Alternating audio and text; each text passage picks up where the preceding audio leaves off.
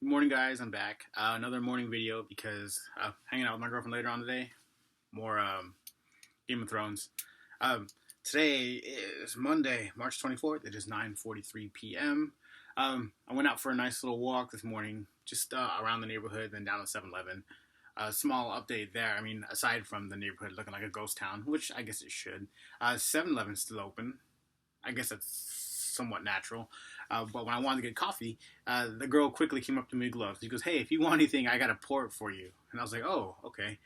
So she quickly got everything for me. And aside from that, the transaction was pretty normal. But that's kind of a new thing for 7-Eleven. Gladly, I guess fortunately for her, I need to slow down. Fortunately for her, they weren't busy. There's only like two girls in that store. I imagine if they had like normal operating flow, they would be swamped. I mean, it's not Starbucks, it's 7-Eleven. That's locally. Some things I've noticed online, or some stories, some news articles that have caught my eye. From Now Politics, it's a more of a liberal Facebook group that like to post videos. They were highlighting how New York is kind of the hub now for the United States. They are 5% of the global cases, over 21,000 cases of coronavirus, and 150 deaths. Now, this is coming from yesterday, where I believe I told you guys that the number of cases in San Diego is 150. That's essentially nothing. I mean, that's how many people died in New York. Rightfully so, or maybe not rightfully so, but kind of coincidental, or not coincidental. What word am I looking for? I guess as one would expect, New York, a city that's so dense, and a city that's kind of built up now because it's so dense. I guess there'd be a lot of cases there. The debate now for New York has become sort of very political, as in the governor, Andrew Cuomo, I believe his name is. He's asking for federal aid or for federal resources for ventilators for people who are suffering from coronavirus. That's naturally there's the whole firestorm as far as debate as to what needs to be done or whatever. I won't get into that. On a slight sarcastic news, there's an article going around how this elderly couple in Arizona, decided to ingest, hopefully I'll say this right, I'll say it nice and slow, chloroquine phosphate. It is a chemical that's predominant in fish tank fish aquariums chemicals for treating disease and stuff. The grander context of this chemical is also used in malaria. Allegedly, a woman, I mean, I guess you can take it with a grain of salt. As an older couple, the guy took it, he went into like, I don't want to say shock, but basically he started dying. And once they got him to the hospital, he didn't make it. His wife, they were able to get her to regurgitate most of that drug, so to speak. And when kind of questioned why, she said, "Well, that's something that Trump said." Don't take my word for it. You can look up the articles. Hell, I don't even believe the articles when they say that, because although I'm not a huge fan of Trump, I like to try to. I try to take things with a grain of salt and put some some scrutiny to it, so to speak. I'm not going to take everything just at face value. But that's that. Aside from that, I did come up with a music top 5's list. So that's what I'll be getting into right now. So what I have lined up for you are top 5 current songs, top 5 current albums, or late albums I've been listening to, and top 5 bands / groups for me of all time. Now, if you think about it, what I did here is I gave room to kind of changing tastes and flavors, because now when I look at my current songs, they're more or less popish rap songs, which I'm usually not into, but it's just my current phase. The current albums will tend to stretch a little more. These are things I listen to like when I'm at the gym or just in the car when I'm tired of listening to the radio. These are a little bit older. And then the top 5 bands, these are bands that have affected me throughout the course of my life. So let's dive in. Current songs: The Weeknd, Blinding Lights. His album just came out on the 20th. I'm not saying his songs are of any like quality substance, but they're catchy, they're seductive. I guess that's the best way I can. Yeah, it's a good way to kind of tune out, which is one of the basic elements or basic functions of music. Number two, Chris Brown and Drake, No Guidance. I sort of fell for this song, so to speak, when I watched their music video. I thought it was hilarious. The little dance off that was kind of staged, the history between them. I mean, I don't follow them in detail, but my girlfriend informed me of their history, how they both used to kind of date Rihanna. Now they made a song together, which apparently is a big thing. I could care less, honestly. J. Cole, No Role Models. J. Cole's a newer artist, which I'm slowly kind of growing to. He tends to be on the conscious side, which, if I'm being completely honest, he doesn't compare to the artists I consider truly like conscious. But he's of the nuance, and you gotta respect the generational differences in their context. So I might get into him a little bit later, a little more. There's this song, the song, Roddy Rich. I don't know, I could be saying it wrong. The Box, obviously that's all over the radio, so I mean, if I hear it, I enjoy it, mind-numbingly, respectfully. And then Travis Scott, Sicko Mode. Still kind of resonating on there. It's at the bottom of my list, if you will. So as you can see, those songs are, again, I'd kind of call them more popish rap. I guess a strong influence of those is I'm listening to the current radio station a lot, 95.7, Jammin' 95.7. One, because it's a nice mutual radio station that me and my girlfriend listen to, and that's more or less what I have on. So, on to current albums. These are albums that I have and I listen to more or less entirely. The first one I have lined up is Linkin Park, One More Light. Linkin Park's name will come up again. I thoroughly enjoy Linkin Park. They have a good mix of angry, hard rock, yet an element of consciousness, yet an element of rap, Mike Shinoda.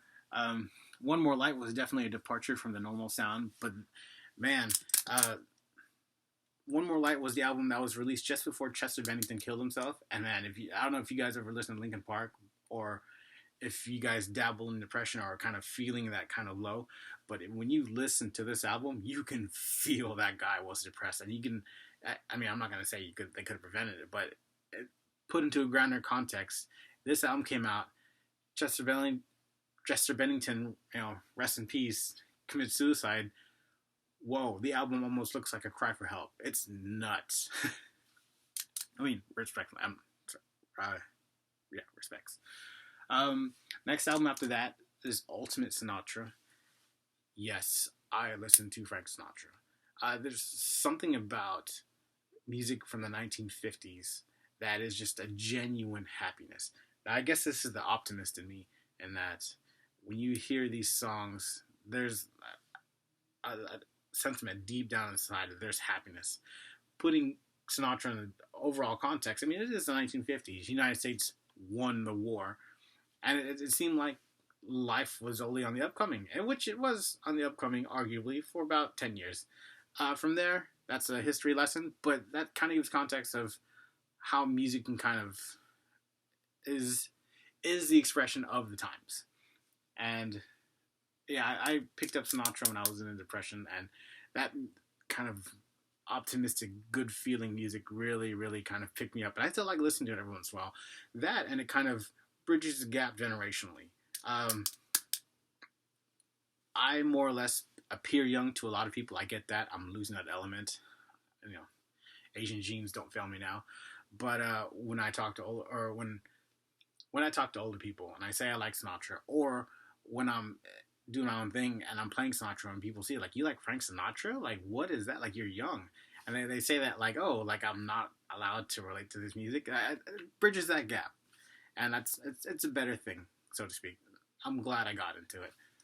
He's not the only one. I can get into others in that era who I got into. I was going to try to name them. I'm not even going to try because I have to think about them. Moving on. Next album, Panic at the Disco, Pray for the Wicked. That is their latest release. Panic at the Disco's name will come up again. and I will explain more later. Pray for the Wicked. There's also a lot of optimistic music in there. Yeah, I'll leave it at that. The next album, Drake Scorpion, Drake's latest album. This is also, I got that album from my girlfriend, and I was kind of resistant to listening to it, but once I did, I've kind of grown into it. This also in conjunction with a lot of the younger guys at work who I'm relating to. They like Drake, so therefore, yeah, it kind of spills over. I'm influenced. Drake's not great. He's good. For the newer guys, I like him. Would I compare him to the ones I used to like? Or, I mean, as far as the consciousness and rap that I'm more used to? No, well, I'll deal. At number 5, Frank Ocean Blonde. Now, Frank Ocean, he is very nuanced, very different, and I like him. There's a lot to say about Frank Ocean. He breaks a lot of social barriers, if you will. He's connected with the artists that from the generation I like Frank or like Kanye West and Jay-Z. He's meshed up with Andre 3000, Outkast, which I'm also a huge fan of. But yeah, so far anything that Frank Ocean has officially released, I enjoy. He has yet to release anything that I don't enjoy. I'll give it that much. And he's more or less a new artist, so he'll be releasing more material in the future, which I hope he does. He's been a little slow to do that. But, yeah, that's that. Now, I put a little caveat for the Weekend After Hours because, granted the whole COVID-19 and quarantine, the Weeknd pushed up the release of his album After Hours. Now, I recently purchased it, and I was promised a digital copy, but the link that I got did not work. Obviously, I emailed them back, but it has yet to come through. I'm a little annoyed. What am I going to do? Whatever. So that were the current songs on the radio. I'm listening to current albums. I'm listening when I don't listen to the radio. Now, top favorite bands, groups of all time. This is peculiar. The first 4 I was able to nail pretty easy. I mean, if I'm talking about life influencers, this is easy. The last one, number 5, will be a little bit controversial. And it will be a kind of character jarring, so to speak. If one really knows me, you're like, what? That's who you picked. So to kind of flatten that out, so to speak, I gave essentially a 3-way tie to what would be number 6. Essentially, I would have done a 4-way tie for number 5. That's just dumb. So if it was not number 5, potentially these next 3, which I call number 6, would have been runner-ups for number 5. So I guess I'll start from the bottom on this one. The 3-way tie for number 6. 1, Foo Fighters. 10 albums. Constantly with the times. Dave Grohl is one of the best guys ever. I mean, their first album was in 89 or 92, and they're still releasing albums, and they're still touring. Dave Grohl is arguably one of the biggest rock stars ever. Any DJ who's ever interviewed him would testify that he is one of the best, like, just quality people they've ever met. Also to mention, he was a drummer in Nirvana. I mean, maybe I'm dating myself, but I mean, if that doesn't testify, he was one of the greatest part of the greatest rock band in that time, and he is, one of the biggest rock stars in this time. Again, 10 albums. That's like for the generation before me, us. Technically, I'm a millennial. The generation before, they have bands like Led Zeppelin or AC/DC. Foo Fighters is the next generation of that sort of band. Still making music. It's nuts. Second for 3-way tie, System of a Down. Man, these guys were hard. They're angry. They're Middle Eastern, which is kind of new. At least when they first came out. Now they're more accepted. But at the time, it's like, wow, these guys are... Yeah, I really enjoy them. I hope they make more music. I hope they figure out whatever issues they have to get off from their hiatus, because their stuff was really good. Very political, very conscious as far as rock goes. And then third for number 6, Frank Sinatra. I guess he's kind of a cult classic, or maybe a genre classic, so to speak, as he's kind of maintained his genre, but you can't deny that the quality or the emotion that comes from his music. So those were the 3 runners up for number 5. Now the official number 5, which I had a hard time kind of narrowing. Kanye West. Yes. Yes.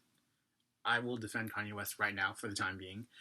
His early albums, I think I mentioned before, uh, College Dropout, uh, Graduation. I'm sorry, I can't remember. But even then, there's albums after 808 Heartbreaks, My Dark Twisted Fantasy, his dual album with Jay-Z. Like, you can't deny Kanye West's success. Now, has he gone crazy? Has he gone off the far end? Yes, he has. I can't defend him in that end, but you can't deny his quality music, at least early on. And in that sense, I mean, I literally have all his albums, and I will. Well, I kept buying them until he went digital only, which is kind of annoying. I'm a little bit old school like that. I buy CDs. So most of these bands I'm talking about, except for the songs, I have all their albums, or if not all, most of them. Anyways, number 4, Incubus. This stems back from high school. If any of my early high school friends are listening, then they know I listen to Incubus to no end. Again, another 8, 9 albums. Yeah. I think every era, so to speak, from high school throughout community college, even on to SDSU. If I listen to the album, I can associate it with a time and it'll bring back vivid memories. So Incubus, they're slowly making music. They're losing their flavor a little bit. I hope they can kind of bring down, but if they don't, that's fine. Bands eventually have to stop making music, but if they do, I'd be more than willing to listen. 3, Frank Ocean, for the same reason that I mentioned before. He's nuanced. He's fresh. His Channel Orange, which was kind of a groundbreaking album, he delves in a lot of topics that he doesn't overtly call out. But Super Rich Kids, I mean, if that's not describing like class in society, like, man, I don't know what is. Even his pre-album, Nostalgia Ultra, that was good. Too bad there was a little blip there why he couldn't really officially release that. Number 2, Linkin Park. Linkin Park was very parallel to Incubus, but in the sense where Incubus fell out because they just kind of stayed with rock and art, so to speak. While Incubus stayed with art and just rock, Linkin Park went political. They got angry.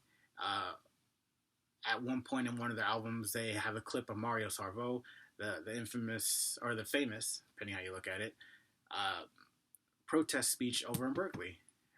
The time has come. I'm not going to try and quote it, but put your bodies against the wheels, against the machines. That's classic as far as protest politics and social justice and all that good stuff I like to follow. Huge fan there.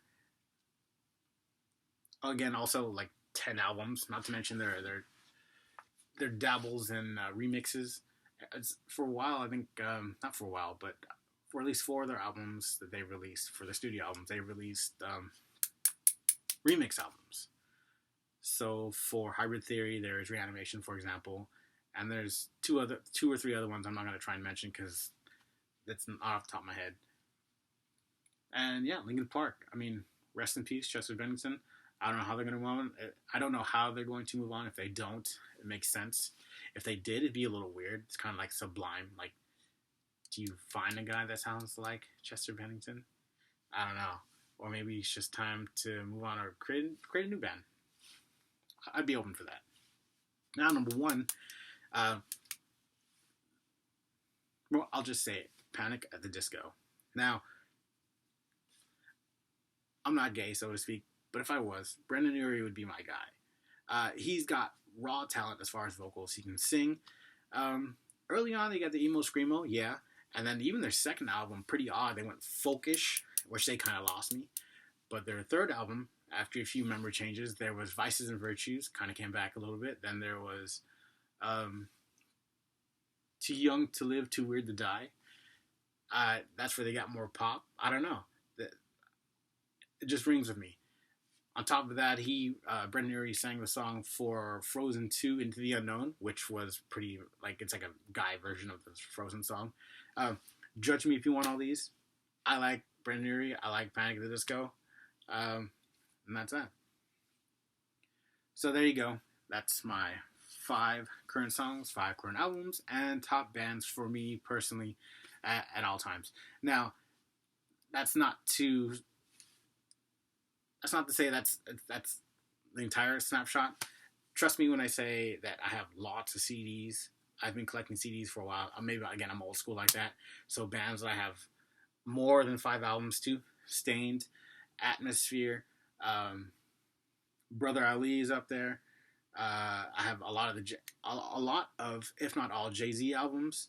Talib Kweli. I have plenty of his mix albums, like Habits of the Heart with that girl. I can't remember. I have all of Mos Def's albums. The Roots.